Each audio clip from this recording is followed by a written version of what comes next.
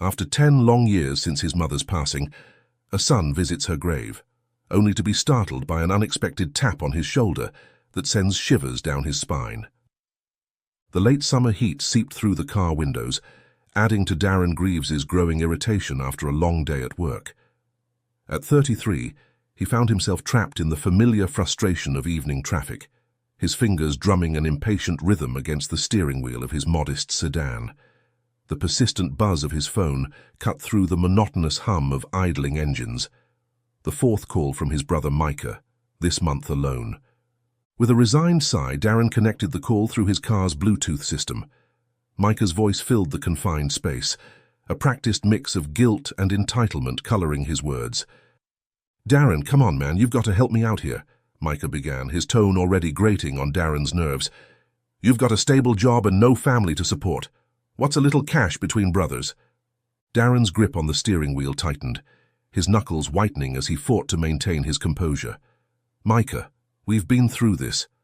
I've got my own expenses, house maintenance, Dad's medical bills. I can't just—" "Can't or won't," Micah interrupted, his voice taking on a cruel edge. "Always the responsible one, aren't you? Funny how that didn't matter when Mum's inheritance was being divided up." The words hung in the air, a reminder of the deep-seated resentment that had plagued their relationship for years. Darren took a deep breath, forcing his voice to remain steady as he replied, "That's not fair, and you know it. I can't give you money I don't have." "Whatever," Micah spat. "Just remember who your real family is next time you're feeling all high and mighty." The call ended with a string of curses that left Darren's ears ringing. Alone in his car once more, Darren finally allowed his frustration to surface. His palm slammed against the steering wheel, the sharp pain a welcome distraction from the memories that threatened to overwhelm him. Being the adopted child in a family of biological siblings had never been easy. But moments like these made the divide feel insurmountable. By the time Darren finally pulled into his driveway, the sun had long since set. The porch light illuminated his father, Henry, waiting impatiently in his wheelchair. Even from a distance, Darren could see the familiar twist of displeasure on the older man's face. "About time you showed up," Henry grumbled as Darren approached. "Been sitting here waiting for dinner like some kind of invalid." Darren bit back a retort, reminding himself that technically his father was an invalid. "Sorry, Dad. Traffic was a nightmare. I'll get dinner started right away." Henry waved off the explanation with a dismissive hand. "Excuses, excuses. Your brother Micah managed to visit earlier without any problems." The casual mention of Micah sent a chill through Darren. He quickened his pace, guiding his father's wheelchair into the house with practiced ease. The interior carried a heavy atmosphere of neglect, not from lack of care, but from the weight of 10 years without his mother's presence. Darren moved through his caretaking duties with efficiency, born of long practice. He wheeled Henry to the table, prepared a simple dinner, and turned on the TV to his father's preferred news channel. The routine felt particularly hollow tonight, the earlier confrontation with Micah still echoing in his mind. As Henry settled in to eat in his usual spot at the dining table, Darren excused himself, claiming a need to change out of his work clothes. He took the stairs 2 at a time, a growing sense of unease propelling him towards his room. Darren's bedroom door swung open to reveal chaos. Drawers had been pulled out, their contents strewn across the floor. Clothes lay in haphazard piles, evidence of a frantic search. The sight was painfully familiar, a recurring violation whenever Darren refused his brother's demands for money. Heart racing, Darren dropped to his knees beside the bed. His fingers found the loose floorboard, prying it up with trembling hands. Relief washed over him as he saw the small metal box still nestled in its hiding place. He allowed himself a moment to breathe, replacing the board and rising to survey the damage to his room. The sound of heavy footsteps on the stairs broke through Darren's momentary calm. Before he could react, Micah burst into the room, his face contorted with rage. In an instant, Darren found himself slammed against the wall, his brother's forearm pressed against his throat. "Where is it?" Micah snarled, his breath hot against Darren's face. "I know you've got cash stashed away somewhere, you selfish prick." For once, Darren didn't back down. Years of suppressed anger fueled his resistance as he shoved Micah back. "Get out of my room!" he shouted, his voice hoarse from the pressure on his throat. The brothers crashed around the small space, trading blows and insults. A lamp toppled, shattering against the hardwood floor.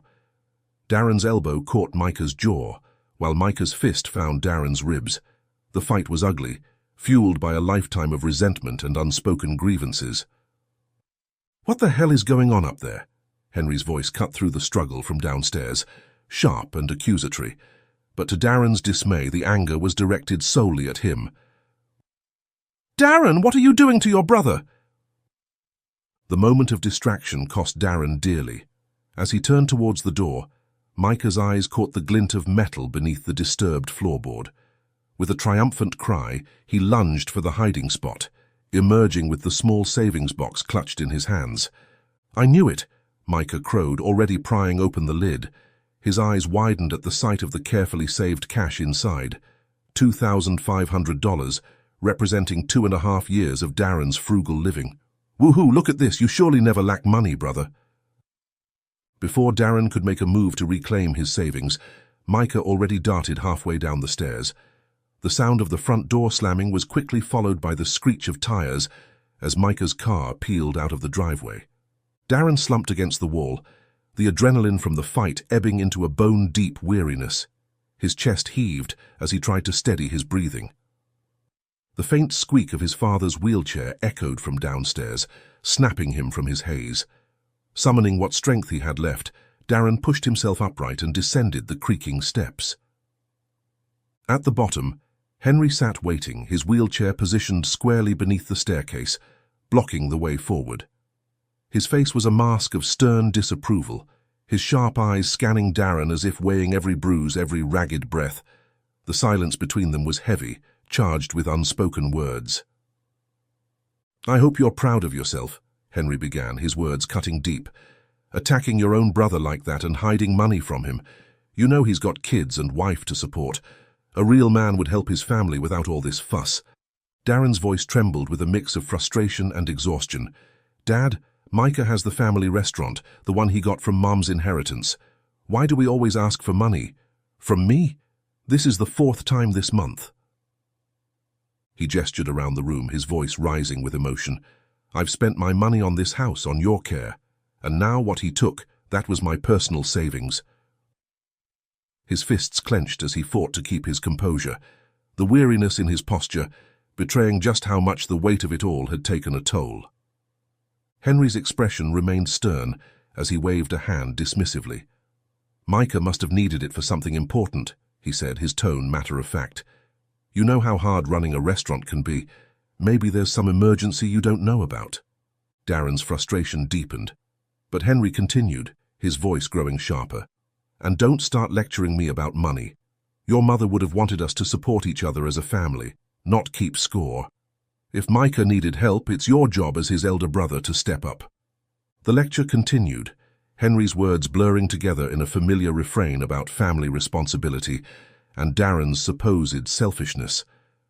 Darren let the words wash over him, too drained to argue or defend himself, while silently set about restoring some order to the house. He wrapped up the dishes from the dining table, washed them in the sink, and loaded them into the dishwasher. His movements were automatic and methodical.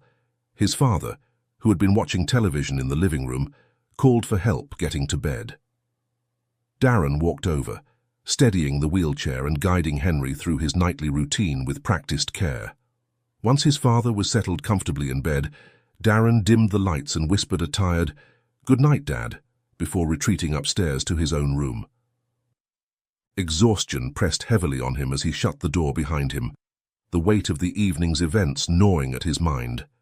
He undressed and changed into his pajamas, running a hand through his disheveled hair before flopping down onto the bed.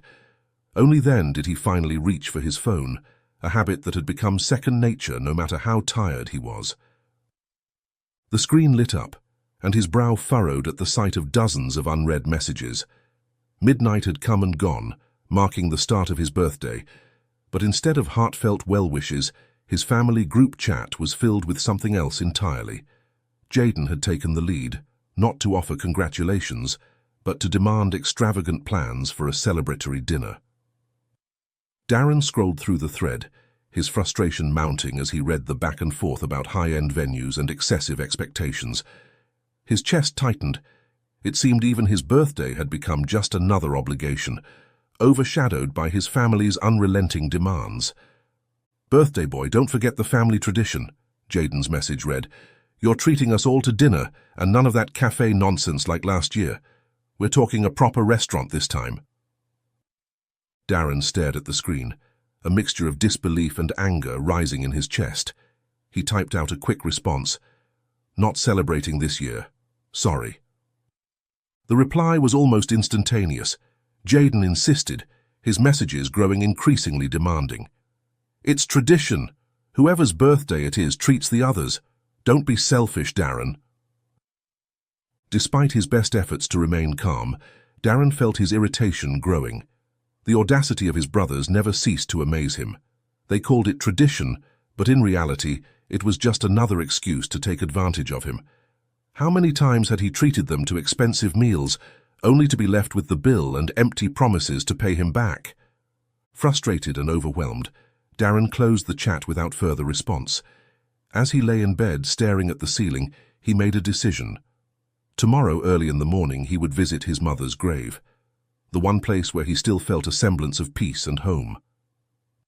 With that thought in mind, Darren closed his eyes, willing sleep to come. The first rays of dawn found Darren already moving through his caretaker duties.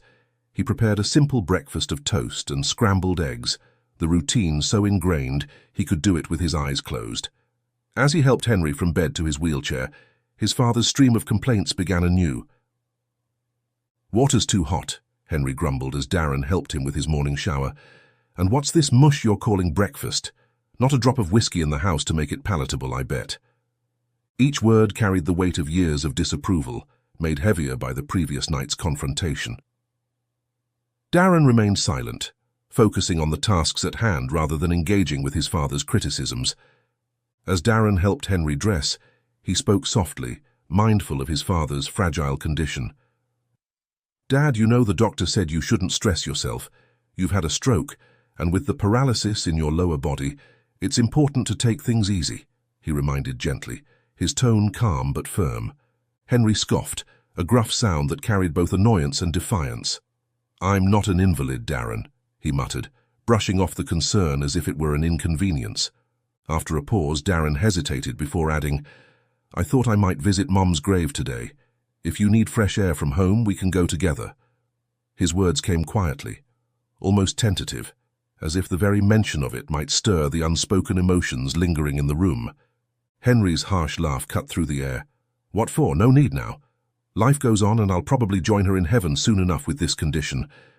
The statement highlighted the family's 5-year absence from visiting the grave together, a fact that never failed to pain Darren. Once Henry was settled with both breakfast and lunch prepared, Darren retreated to his room to change into fresh clothes. He glanced in the mirror, taking a moment to steady himself before heading out. After leaving the house, he stopped by a florist he passed on the way. There he purchased a pot of purple and white orchids, his mother's favorites, carefully selecting the healthiest and most vibrant arrangement.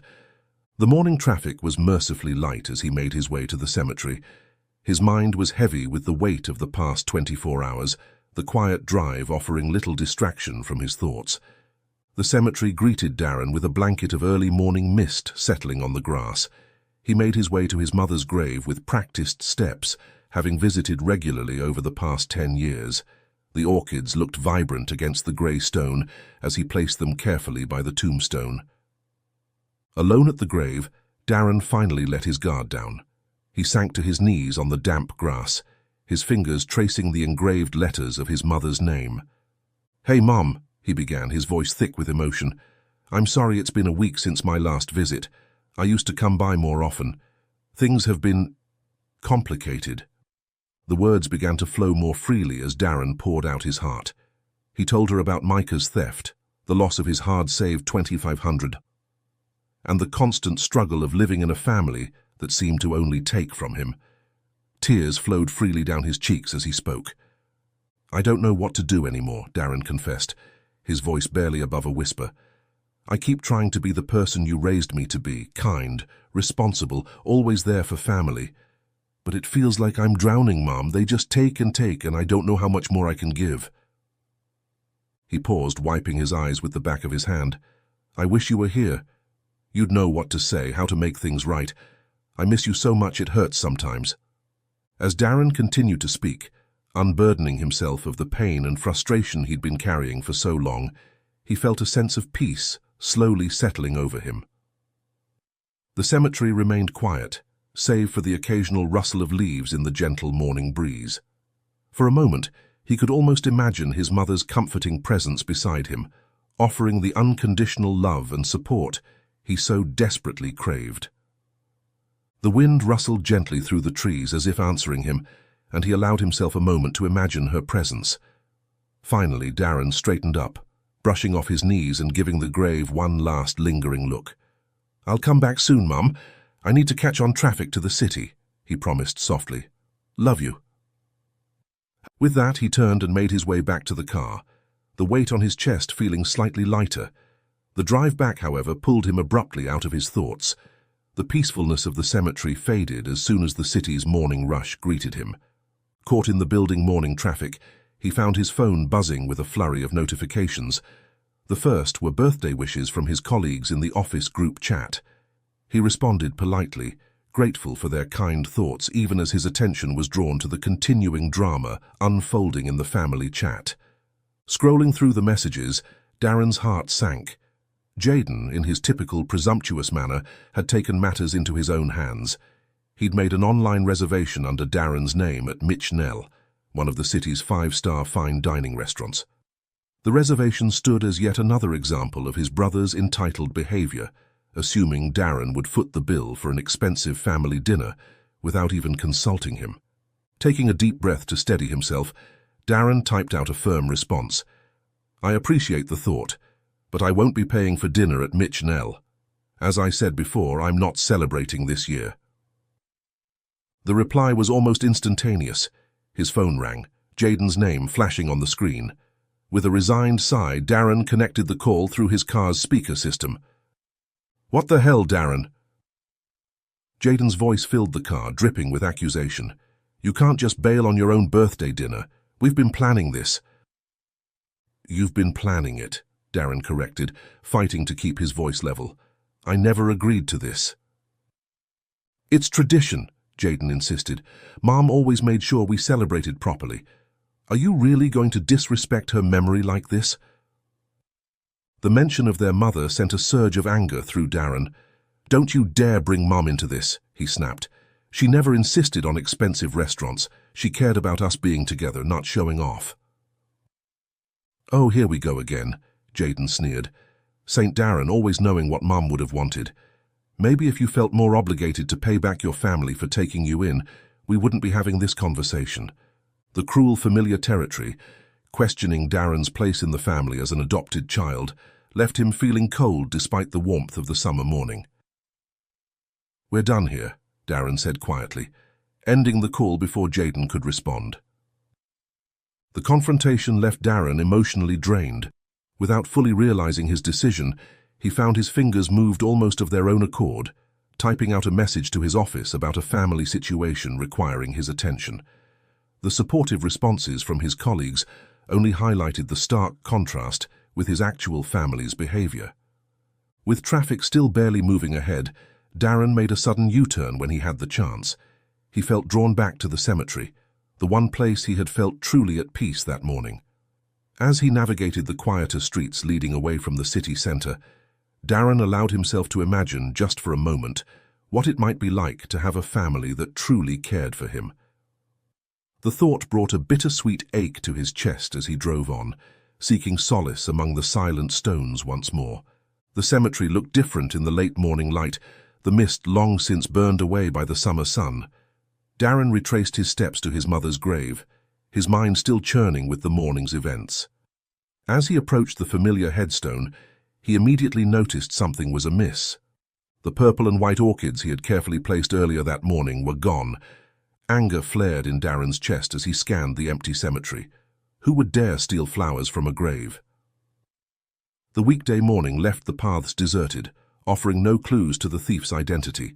He felt a deep sense of violation, as if his private moment of connection with his mother had been intruded upon.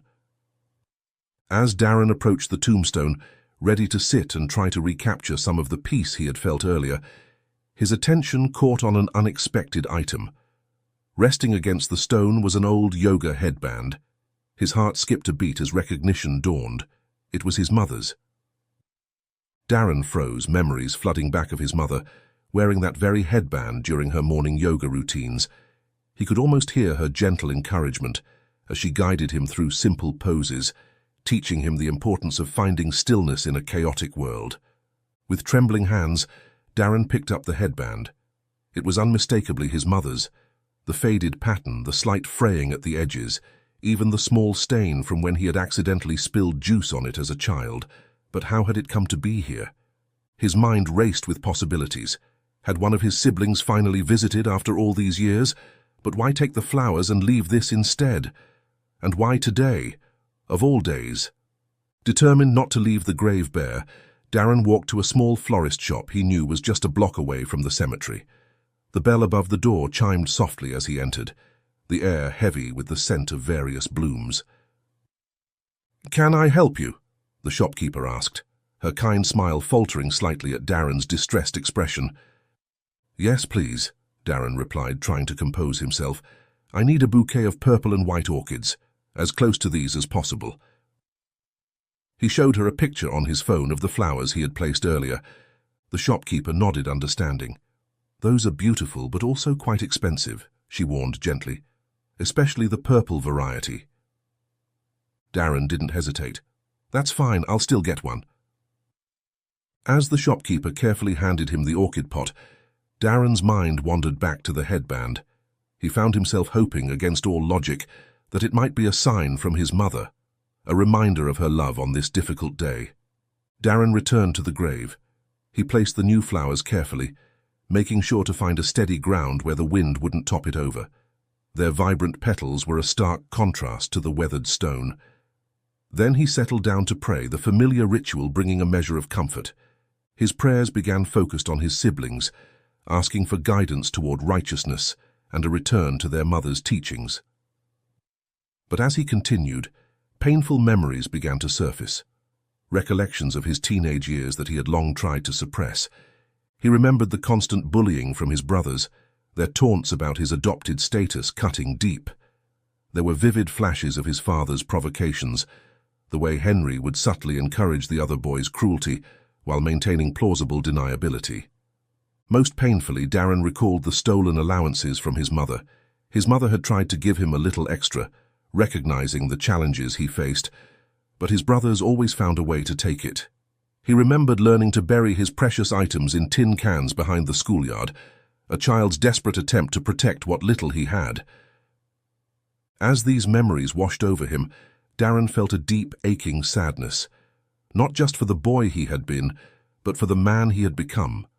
Still struggling to find his place, still fighting for scraps of affection from a family that seemed incapable of truly loving him. With his eyes closed tight against threatening tears, Darren didn't notice the figure approaching from behind. He was lost in his memories, in the complex tangle of emotions that his family always seemed to evoke. It wasn't until he felt a gentle tap on his shoulder that Darren realized he was no longer alone. Darren's eyes flew open at the touch, his body tensing instinctively. He turned, ready to confront whoever had interrupted his private moment of grief and reflection. He opened his eyes and turned around, expecting to see perhaps a groundskeeper or another visitor to the cemetery. What he saw instead made his heart stop. Standing before him, as real and solid as the gravestone beside them, was his mother, Carolyn Greaves herself. Darren's first reaction was one of pure shock. His mind, unable to process the impossible scene before him, leapt to the only explanation it could grasp. "Mom," he whispered, his voice trembling, Has God granted me a vision? Is this some kind of spiritual visitation for my birthday?" Carolyn's face, older than in his memories, but unmistakably her, creased with a mixture of amusement and concern. "Oh, Darren," she said softly, her voice achingly familiar. This isn't a vision. I'm really here. I'm alive. Darren shook his head, unable to reconcile her words with the reality he had lived for the past decade. But that's impossible. You died. We buried you. I've been coming to this grave for years, and yes, you are always alive in my heart and mind, Mum, but... I know, sweetheart, and I'm so sorry for this surprise. Carolyn's eyes filled with tears as she reached out a hand towards him. Here, touch my hand. Feel for yourself that I'm real. Slowly, as if moving through a dream, Darren reached out with trembling fingers. The moment his skin made contact with hers, feeling the warmth and solidity of her flesh, the last vestiges of disbelief crumbled away. A choked sob escaped him as the truth crashed over him in a wave. "Mom," he gasped, tears now flowing freely down his cheeks. Why, I don't understand." Carolyn gently helped Darren to his feet, supporting him as his legs threatened to give way beneath the weight of this revelation. "I know you have 1,000 questions," she said softly, "and I promise I'll answer them all, but first let's go somewhere we can talk properly." Carolyn took the orchid pot from the ground and led him away. In a daze, Darren allowed his mother to guide him across the cemetery. They approached a camper van parked in the far corner, its presence so ordinary that Darren hadn't even noticed it earlier. As Carolyn opened the door and ushered him inside, Darren was struck by how neat and organized the interior was. The space was small but efficiently arranged, with a comfortable-looking bed tucked in the back and a tiny kitchenette area. What caught Darren's attention most, however, was the familiar scent that filled the air, the same floral fragrance he remembered from his childhood, the comforting smell of his mother's pillow where he used to seek refuge during thunderstorms or after nightmares. As his eyes adjusted to the dimmer light inside the van, Darren spotted something that made his breath catch. There, sitting on a small shelf, was the pot of orchids he had placed on the grave that morning. You took the flowers?" he asked, his voice barely above a whisper. Carolyn nodded, a hint of sheepishness in her smile. "I'm sorry if that upset you. I couldn't bear to leave them behind when I knew I was finally going to reveal myself to you." Darren sank onto the small bench seat, his legs no longer able to support him. Carolyn settled into the driver's seat, turning to face him. Despite the burning questions on the tip of his tongue, Darren found himself struck silent, simply absorbing his mother's presence. She looked remarkably fit and healthy for her age, a stark contrast to the sickly image he'd carried of her final days. Her hair, while streaked with more grey than he remembered, was pulled back in the same practical style she had always favoured. Her eyes, warm and full of love, were exactly as he recalled from his childhood. As Carolyn started the engine and began to drive, Darren finally found his voice again. "Mum," he began, his tone a mixture of wonder and confusion. "What happened? We were told you died of cancer. There was a funeral. How is this possible?" Carolyn's hands tightened slightly on the steering wheel, her expression growing serious. "It's a long story, sweetheart, and I'm afraid parts of it won't be easy to hear. But you deserve the whole truth." As they drove through the quiet streets leading away from the cemetery, Carolyn began to explain. She told Darren about the cancer diagnosis she had received 10 years ago, confirming that part of the story was true. But then she revealed the decision that had changed everything, her choice to fake her own death. "I was scared, Darren," she admitted, her voice thick with emotion. "Not just of the cancer, but of what my illness would do to our family.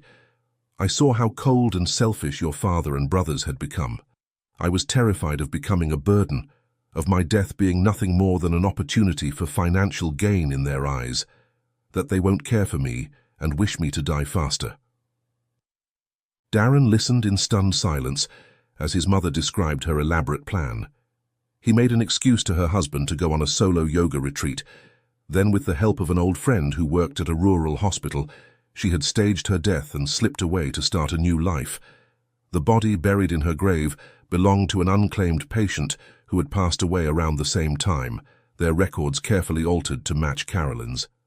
"I know it was selfish," Carolyn said softly, her eyes fixed on the road ahead. "I know I hurt you, and I will regret that for the rest of my life, but at the time it felt like my only option for freedom, from cancer, from the toxic family dynamics, from everything." As they continued to drive, Darren's mind reeled with this new information. Part of him wanted to be angry, to demand how she could have left him alone to face their difficult family, but mostly he felt an overwhelming sense of relief and joy at having his mother back in his life. "What happened after you left?" Darren asked, still struggling to find the right words for this unprecedented situation. Carolyn's face softened as she began to describe her journey over the past decade. Her voice grew animated as she told him about the secluded Himalayan town where she had found refuge under a new identity. "After I staged my death, I connected with a yoga master from the solo yoga retreat. He helped relocate me to a secluded town in the Himalayas. I lived there under a new identity, focusing all my energy on healing through yoga, meditation, and unconventional treatments. It wasn't easy, but against all odds, I achieved remission," she explained. "He set me up with new documents and connections in the community. It was like stepping into a completely different world." As Carolyn continued her story, Darren found himself captivated by the tale of her unconventional path to healing. She described combining yoga, meditation, and alternative treatments in her fight against first-stage cancer. Her eyes shone as she recounted the gradual victory, her body responding to treatments that had seemed impossible in her old life.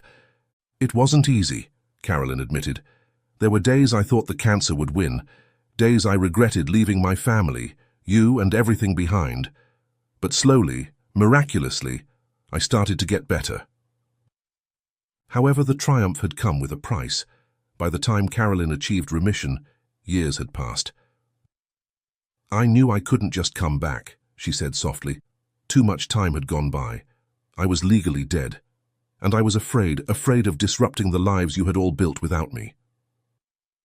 As they drove, Carolyn explained her current life as Maggie, describing her modest but fulfilling existence, teaching yoga and holistic wellness. "For the past year, I've been living back in the States," she revealed. I've been watching you, Darren, observing your visits to my grave when I could." Her voice cracked with emotion as she admitted her fear of revealing herself sooner. "I was so afraid of turning your life upside down, but hearing your prayer this morning, realizing how much you were still struggling with your brothers, I couldn't stay hidden any longer." Darren's mind flashed back to the yoga headband he had found at the grave. "The headband," he said suddenly. "That was your signal?" Carolyn nodded, a small smile playing at her lips. "I've been trying to work up the courage to reach out. I left the headband as a sign, hoping you might recognize it, but when I heard your pain this morning, I knew it was time to stop hiding." Their conversation drifted from nostalgic memories to Carolyn's meticulous recounting of how she had faked her death and managed to survive over the years. She shared details of her careful planning, the secrets she kept, and the lives she'd rebuilt. As they spoke, the hours seemed to slip by unnoticed. Darren's thoughts were so absorbed in their discussion that he didn't realize the time until he glanced out the window. To his surprise, they were nearing the coast. The familiar sound of the tires on the road changed as Carolyn eased the car into a parking area. In the distance, Darren spotted the unmistakable black and white stripes of the Cape Lookout lighthouse, its silhouette cutting against the horizon. The peaceful beach stretched out before them, waves lapping gently at the shore. It seemed a fitting backdrop for the deeper revelations still to come. As they stepped out of the van, the salty breeze carrying the cry of seagulls, Darren felt a mix of anticipation and apprehension. There was still so much to discuss and so many years to account for. But for now, he was simply grateful to be walking beside his mother once again, the impossible made real on this most unexpected of birthdays. As they walked beneath the towering lighthouse, its black and white stripes stark against the clear blue sky, Darren felt a surge of emotions threatening to overwhelm him. The gentle crash of waves against the shore provided a soothing backdrop, a stark contrast to the turmoil in his heart. "I can't believe you've been alive all this time," Darren said softly, his eyes fixed on the horizon. "All those years I spent grieving, visiting your grave. It feels like a dream." Carolyn reached out, gently squeezing his hand. "I know, sweetheart, and I'm so sorry for the pain I caused you. I hope you can understand why I felt I had to do it." Darren nodded slowly, still processing the magnitude of his mother's revelation. "Can you tell me more about where you've been, what your life has been like?" Carolyn's face lit up as she began to describe her decade-long journey. Her voice took on an animated quality Darren hadn't heard since his childhood, as she spoke of the remote Himalayan town that had become her sanctuary. "It's a place called Namche Bazaar," she explained, her eyes distant with memory. "Nestled high in the mountains, it's a gateway for climbers attempting to scale Everest. But for me, it became a gateway to a new life." She described the initial challenges, the altitude sickness, the language barrier, the constant fear of being discovered. But as weeks turned to months and months to years, Carolyn found herself embracing her new identity as Maggie. "The yoga master who helped me, his name is Tenzin, he became my guide in more ways than one," Carolyn continued. "He introduced me to ancient healing practices, meditation techniques I'd never encountered before. It was like waking up to a whole new way of understanding my body and my illness." Darren listened, fascinated as his mother detailed her unconventional path to recovery. She spoke of herbal remedies passed down through generations, of grueling physical challenges that pushed her body to its limits, of moments of profound spiritual connection that seemed to defy explanation. "There were days I thought I wouldn't make it," she admitted. "The cancer treatments were brutal, even with the gentler approach. There were nights I lay awake, racked with pain and doubt, wondering if I'd made a terrible mistake in leaving everything behind." Darren squeezed his mother's hand, offering silent support as she spoke. "But slowly, almost imperceptibly at first, things began to change," Carolyn went on, her tone brightening. "The tumors started shrinking, my energy returned, and one day, after months of uncertainty, Tenzin looked at me with tears in his eyes and said, 'Maggie, I believe you've done it. You've beaten this.'" As they walked along the shoreline, feet sinking into the soft sand, Carolyn described her gradual transformation. Not just physically as her body healed, but mentally and spiritually as well. "I learned to let go of so much anger and resentment I'd been carrying," she explained. "Towards your father, towards the way our family had become. I found a peace I never thought possible." Darren nodded, understanding all too well the weight of that anger. "But if you found such peace there, why did you come back?" he asked. Carolyn's expression grew wistful. "Because no matter how beautiful my new life was, there was always something missing. You, Darren. I missed you every single day." She went on to explain how she had slowly made her way back to the States over the past year, settling in a small coastal town not far from where they now stood. "I've been teaching yoga and holistic wellness under my new identity," she said. "It's a modest life, but a fulfilling one." As they rounded a bend in the coastline, the lighthouse now a distant silhouette behind them, Carolyn's tone grew more serious. "But I've also been watching, Darren, observing from a distance, and what I've seen, it breaks my heart." Darren felt a lump forming in his throat, knowing what was coming next. "You've seen how things are with Dad and my brothers," he said quietly. Carolyn nodded, her eyes filled with a mixture of sadness and determination. "I've seen how they treat you, how little has changed in the years I've been gone, and I realized that by trying to protect you from the pain of my death, I've left you to face so much pain alone. I'm so sorry," she said softly, her voice thick with emotion. "I know saying that doesn't begin to make up for leaving you alone to deal with all of this. I thought I was protecting you, but I see now how selfish my decision must seem." As they turned to make their way back to the camper van, parked beneath the black and white lighthouse tower in the mid-afternoon sun, Darren finally opened up about his life since Carolyn's death. His voice remained steady but pained as he described the constant bullying from his siblings, even now that they had their own families.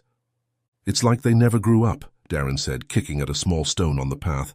"Micah and Jaden, they're still the same entitled brats they were as teenagers. Only now they have wives and kids to support, which just gives them more excuses to demand money." Carolyn listened intently, her face a mixture of sorrow and growing anger, as Darren detailed his role as Henry's caretaker. He explained his father's partial paralysis, the result of a stroke 5 years earlier, and the constant criticism and ingratitude he faced while managing Henry's care. "Dad's not completely helpless," Darren clarified. He can feed himself, handle basic tasks, but he needs help with bathing, dressing, getting in and out of his wheelchair. And of course, Micah and Jaden are nowhere to be found when it comes to the day-to-day stuff. As they rounded the base of the lighthouse, Darren's voice grew quieter, almost ashamed, as he recounted a particularly painful incident from the previous year. Dad got it into his head that he wanted to go to his old favorite bar, Darren explained. I tried to explain why it wasn't a good idea, his medication, the wheelchair accessibility issues, but he wouldn't listen. Carolyn nodded encouragingly, sensing the weight of the story Darren was about to share. When I refused to take him, he called Micah and Jaden, Darren continued, his voice tight with suppressed emotion. They were all too happy to play the good sons, acting like I was being unreasonable, so they took him out drinking. Darren paused, taking a deep breath before continuing. It was a disaster. Dad fell trying to use the bathroom, hit his head. He ended up in the hospital for 3 days, and guess who got stuck with all the bills? Micah and Jaden refused to contribute a cent, Darren said bitterly. Said they were just doing what Dad wanted, that the accident wasn't their fault, and of course, they had their inheritance to fall back on while they even took my portion. He trailed off, but Carolyn understood. The unfairness of the situation was palpable, hanging heavy in the air between them. I want you to know something, Darren, she said, stopping to look him directly in the eyes. You may be adopted, but you have proven yourself to be better than all of my birth sons. Your kindness, your sense of responsibility. Those are the qualities that truly make a person family. Darren felt a lump forming in his throat at his mother's words. For so long, he had craved this kind of validation, this acknowledgement of his worth within the family. As they resumed their walk, Carolyn's expression shifted, becoming more focused and practical. Tell me about the family's financial situation now, she requested. What's become of the house, the inheritance? Darren sighed, running a hand through his hair. The house is still there, he began, but most of the cash inheritance has been depleted. Between Dad's medical needs and Micah and Jaden's constant demands, it didn't last long. He went on to explain how Micah had somehow maneuvered to gain exclusive control of the family restaurant, while Jaden had taken possession of Carolyn's jewelry collection. Though who knows if he even still has it, Darren added bitterly. Knowing Jaden, he probably pawned it all years ago. As seagulls wheeled overhead and waves crashed against the shore, Carolyn's expression shifted from regret to determination. She began formulating a plan, her voice carrying new strength as she spoke. She stopped walking, turning to face Darren fully. That ends today. We need to reclaim what's rightfully ours, she said firmly. Not just the material things, but our family's integrity. I'm here now, and I think I know just how to do it. So what happens now? Darren asked. He looked at her quizzically, a mix of hope and apprehension in his eyes. Carolyn's lips curved into a small, determined smile. Your birthday dinner, she said, the one your brothers are so insistent on. I think it's time for a family reunion they'll never forget. Inside Carolyn's camper van, Darren sat with his phone in hand. His mother nodded encouragingly from the driver's seat, a silent show of support as he prepared to make the call that would set their plan in motion. Taking a deep breath to steady himself, Darren dialed Jaden's number.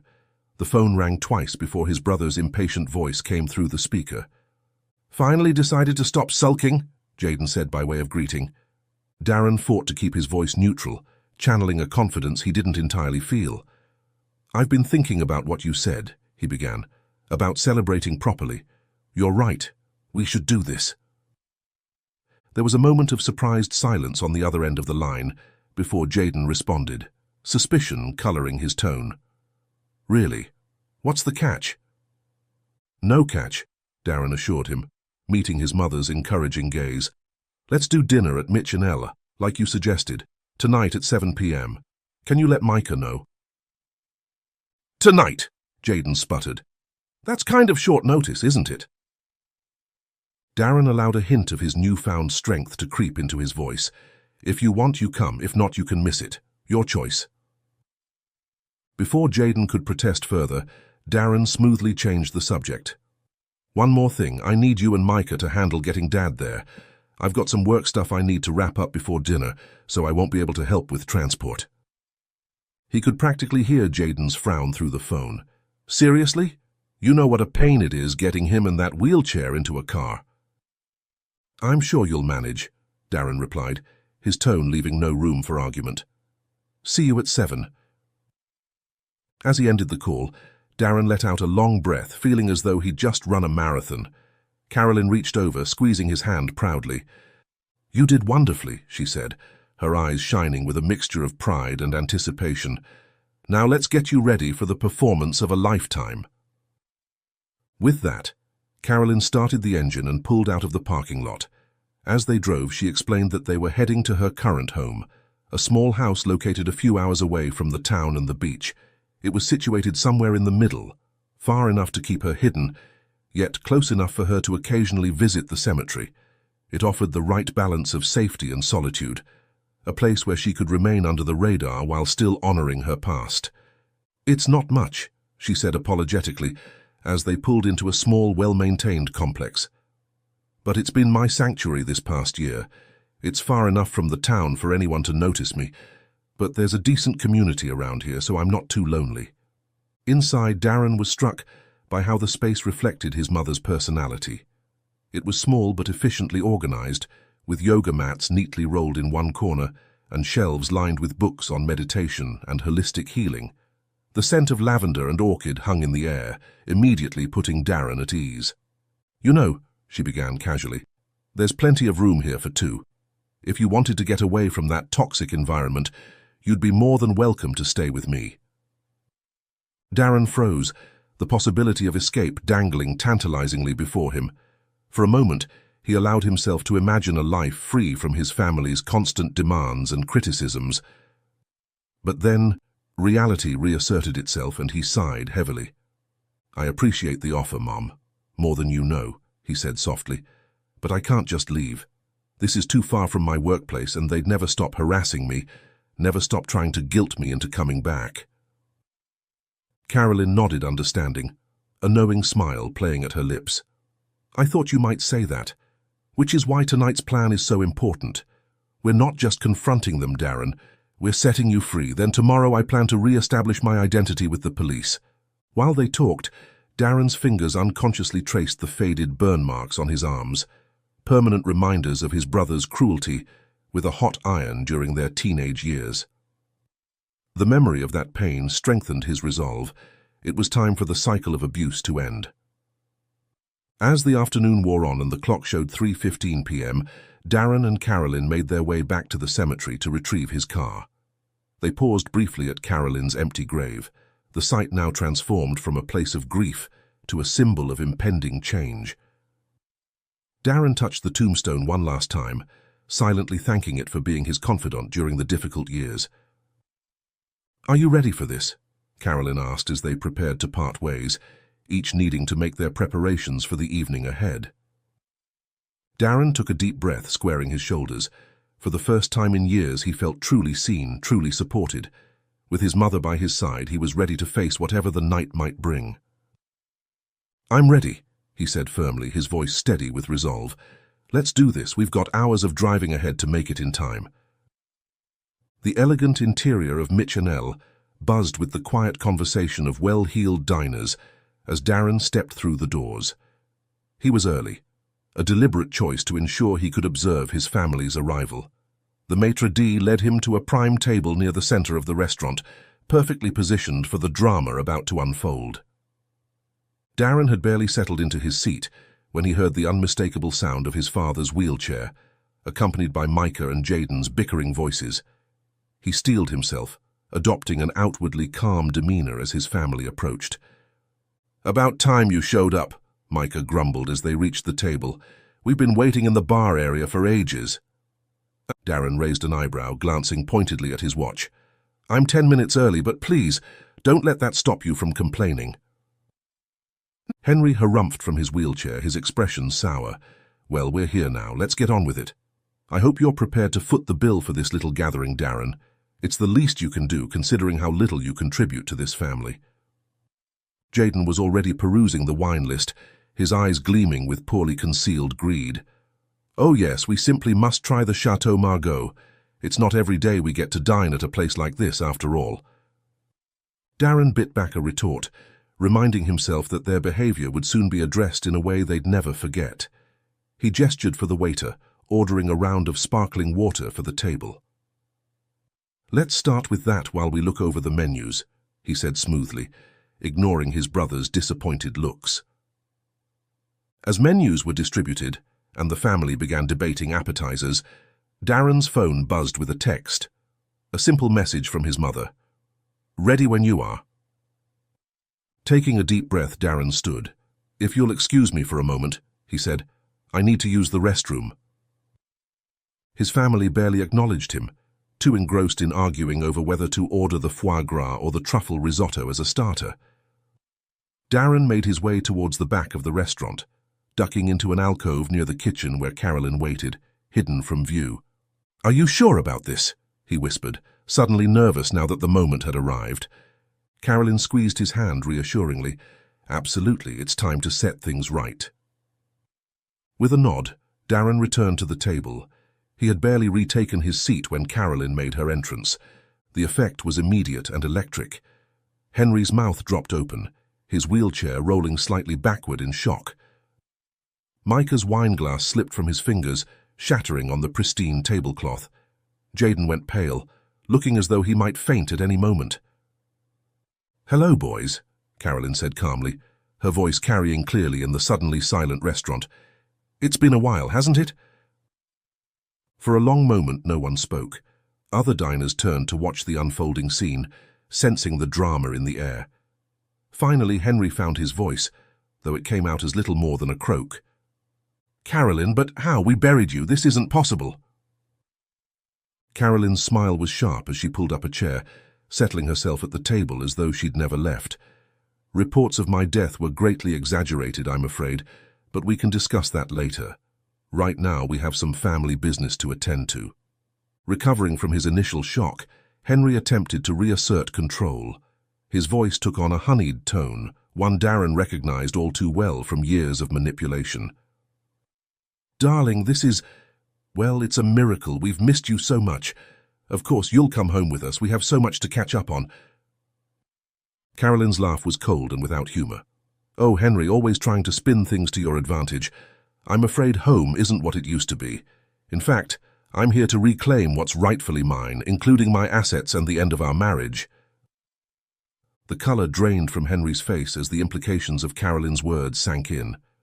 Micah and Jaden exchanged panicked glances, no doubt realizing how their comfortable lives were about to change. "Now, boys," Carolyn continued, her tone deceptively light, "I understand you've been giving your brother here quite a hard time, stealing his savings, refusing to contribute to your father's care, generally behaving like spoiled children rather than grown men. That ends today." Jaden, always quick to go on the offensive, found his voice. "You can't just waltz back in here and start making demands," he sputtered. "We've built lives without you. We have families to support." "Interesting you should mention families," Carolyn replied smoothly, "because from what I've observed, the only one truly supporting this family has been Darren, the son you all seem so eager to cast aside." As Carolyn systematically dismantled their defenses, pointing out years of neglect and selfishness, Micah and Jaden's anger intensified. They turned on Darren, accusing him of orchestrating this ambush, of being a coward for not confronting them directly. But Carolyn was having none of it. Her voice cut through their protests like a knife. "Enough! You want to talk about cowardice? Let's discuss how you've treated the brother who's sacrificed everything for this family. How you've stolen from him, belittled him, and taken advantage of his kindness at every turn." The truth of her words hung heavy in the air. Around them, fellow diners had abandoned any pretense of not listening, many openly recording the confrontation on their phones. The public setting ensured that every hypocritical word, every selfish action, was being documented for all to see. As the full weight of the situation began to sink in, Micah and Jaden's faces cycled through a range of emotions: shock, anger, and finally, the dawning realization of just how much their comfortable lives were about to change. Carolyn rose from her seat, her voice carrying across the now silent restaurant as she delivered her final judgment. The other diners had long since abandoned any pretense of not listening, many openly recording the confrontation on their phones. "For years you've hidden behind the facade of grieving sons," Carolyn began, her eyes sweeping over her family. "You've used my supposed death as an excuse for your greed, your cruelty, your utter failure to live up to the values I tried to instill in you." She turned to Micah, her gaze sharp. "The family restaurant, the business your father and I built from nothing, you can keep it. But from now on, its profits will go towards supporting Henry's medical care. No more lining your own pockets while your brother shoulders the burden alone." Micah opened his mouth to protest, but Carolyn silenced him with a look. "It's not up for discussion. Either agree to these terms or I'll pursue legal action to reclaim my stake in the business entirely." Next, she addressed Jaden. "As for you, I want every piece of jewelry you took from my collection returned within the week. Those were meant to be split equally among all my children, including Darren." Jaden's face paled. But I don't have them anymore. I needed the money for..." "For what?" Carolyn interrupted. "Another luxury car, a vacation you couldn't afford? I don't want to hear your excuses. You'll find a way to make restitution, or you'll face the consequences." Finally, Carolyn turned to Henry. Her voice softened slightly, not with love, but with a sort of weary pity. "Henry, my dear, look at what you've become. Look at the sons you've raised." Henry's wheelchair seemed to shrink in on itself as Carolyn continued. "You encouraged their worst impulses, their greed and selfishness. You stood by while they tormented their brother, the only one who's shown any real strength of character." She paused, her expression thoughtful. "I won't leave you entirely without support. I have connections in the holistic healing community that helped me recover from cancer. I'll put you in touch with them. Perhaps they can help with your condition. But understand this, our marriage is over. You'll need to learn to stand on your own 2 feet, or with the help of your 2 boys, figuratively, if not literally." The weight of Carolyn's words hung heavy in the air. Around them, the other restaurant patrons whispered and pointed, the family's private drama now very much a public spectacle. Darren, who had remained silent throughout his mother's pronouncements, finally spoke. "I think it's time we left," he said quietly. "I don't believe any of us have much appetite left." As they rose to leave, Micah made one last desperate attempt to salvage the situation. "You can't do this to us," he hissed. "We're your family." Carolyn's reply was calm but firm. "Family is more than blood, Micah. It's about love, support, and mutual respect. Darren has shown those qualities in abundance, while you and your brother have shown nothing but selfishness. It's time you learned what real family means." With that, Carolyn and Darren moved towards the exit, leaving Henry, Micah, and Jaden to face the whispers and stares of the other diners. The weight of their actions, laid bare for all to see, seemed to physically press them down in their seats. As they stepped out into the cool evening air, Darren felt a weight lifting from his shoulders. For the first time in years, he allowed himself to hope that real change might be possible. The valet brought Darren's car around, and he held the door open for his mother. As Carolyn settled into the passenger seat, Darren caught a glimpse of his family through the restaurant's large windows.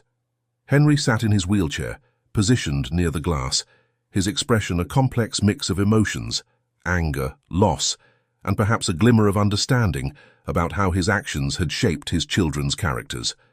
Micah and Jaden huddled together at the table, their faces pale and drawn as they whispered urgently to each other. The other diners made little effort to hide their interest, some still holding up phones to capture any further drama. "Do you think they'll actually change?" Darren asked as he slid into the driver's seat. Carolyn sighed, her expression thoughtful. "It's hard to say. Real change takes time and effort, but they've been forced to confront some hard truths tonight. That's a start, at least." As they pulled away from the restaurant, Darren felt a strange mix of emotions washing over him. There was relief, certainly, at finally having the years of mistreatment acknowledged, but there was also a touch of sadness for the family relationships that might never be fully repaired. "What happens now?" he asked, glancing at his mother. Carolyn reached over, squeezing his hand gently. "Now we move forward. Tomorrow morning we'll visit my lawyer to start the process of legally resurrecting me and protecting my assets. After that, well, that's up to you, sweetheart." They drove in comfortable silence for a while, the city lights blurring past the windows. Finally, Darren spoke again, his voice soft but determined. I think I'd like to take you up on that offer to stay with you," he said. "At least for a while. I need some time away from everything, to figure out who I am outside of all the family drama." Carolyn's smile was warm and genuine. "I'd like that very much, Darren. We have a lot of lost time to make up for." As they neared Carolyn's modest apartment, Darren realized something that made him chuckle softly. "You know, it's funny," he said. "When I woke up this morning, I thought the curse of your death was the worst thing that had ever happened to our family. But in a way, it turned out to be a blessing in disguise." Carolyn nodded, understanding in her eyes. "It allowed me to heal physically, yes, but more importantly, it's given us both the strength to help heal our family emotionally, or at least to start the process." They pulled into the parking lot, and as they stepped out of the car, Darren felt a sense of possibility he hadn't experienced in years. The weight of obligation and guilt that had pressed down on him for so long seemed to lift, replaced by hope for the future. In the distance, barely visible through the city's light pollution, a few stars twinkled in the night sky. Darren took a deep breath of the cool evening air, feeling as though he was truly seeing the world clearly for the first time in a decade. "Happy birthday, sweetheart," Carolyn said softly, linking her arm through his as they walked towards her apartment. "I have a feeling this is going to be the start of a whole new chapter for both of us." As they climbed the stairs to Carolyn's home, their home now, at least for the time being, Darren allowed himself a small smile. The family restaurant's neon sign glowed faintly in the distance, visible from the apartment's small balcony. It stood as a fitting metaphor for the wealth and status they were leaving behind in favor of something far more valuable. Genuine family bonds, built on love and mutual respect, rather than greed and obligation. The future was uncertain, but for the first time in years, Darren felt ready to face it. With his mother by his side and the truth finally out in the open, he knew that whatever challenges lay ahead, he would no longer have to face them alone. As Carolyn unlocked the door and ushered him inside, Darren felt a sense of peace settle over him. This modest apartment, filled with the gentle scent of lavender and the promise of new beginnings, already felt more like home than the house he'd grown up in ever had. Tomorrow would bring its own challenges, legal battles, confrontations with his brothers, the long process of healing years of emotional wounds. But for tonight, Darren was content to simply be present in this moment, grateful for the unexpected gift of his mother's return and the chance to redefine what family truly meant. The story of the Greaves family was far from over, but a new chapter had begun. And for the first time in a very long while, Darren found himself looking forward to seeing how it would unfold.